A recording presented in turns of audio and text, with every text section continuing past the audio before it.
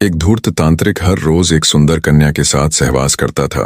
दरअसल उस तांत्रिक ने उस बला की खूबसूरत कन्या को अपना बंदी बनाया हुआ था।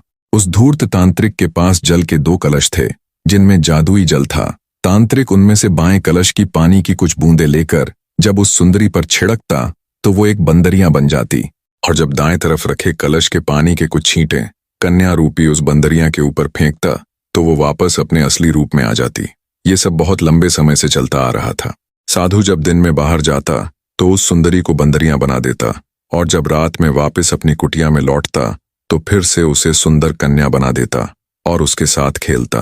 वो नवयुवती तांत्रिक के इन कुकर्मों से बहुत हताश थी, पर उस बेचारी के पास कोई रास्ता न था। अगर वो साधु के जाने के बाद बंदरिया के रूप में वहां से भाग भी जाती तो हमेशा के लिए वो बंदरिया बनकर ही रह जाती। अब कम से कम रात के समय तो उसे अपना असली रूप मिलता है। मन में ये विचार आते ही वो वहां से भागने का इरादा त्याग देती। समय बीतता गया। संयोगवश एक दिन शिकार की तलाश में घूमते घूमते राजा विक्रमादित्य उस घने जंगल में आ पहुंचे।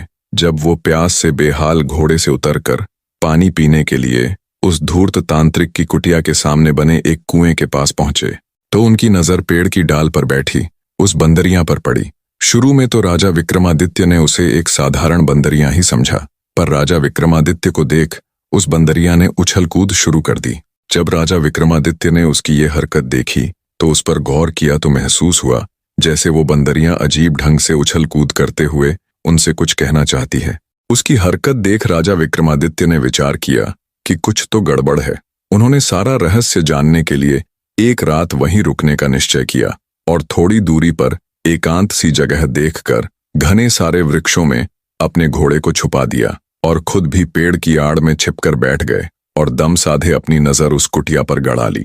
जब शाम का समय हुआ तो राजा विक्रमादित्य को एक तांत्रिक आता हुआ दिखाई दिया। वो सीधा कुटिया के द्वार पर गया और उसने बंदरिया को इशारा किया। बंदरिया झट से साधु के पास आ गई। उसने वहां रखे दाएं कलश से बंदरिया के ऊपर पानी के छींटे मारे तो वो एक अति सुंदर स्वर्ग की अप्सरा बन गई। तांत्रिक तभी उस अप्सरा को ले कुटिया के अंदर चला गया। सारा माजरा देख राजा विक्रमादित्य की आंखें फटी की फटी रह गईं। उन्हें घोर आश्चर्य हो रहा था। उनको उस नजारे पर बिल्कुल भी यकीन नहीं हो रहा था जो उन्होंने अभी चंद क्षणों पहले देखा था। एक बार तो राजा विक्रमादित्य ने सारा भेद जानने के लिए उस कुटिया में जाने का निश्चय किया, पर फिर वो कुछ सोचकर वहीं रुक गए। बने रहे।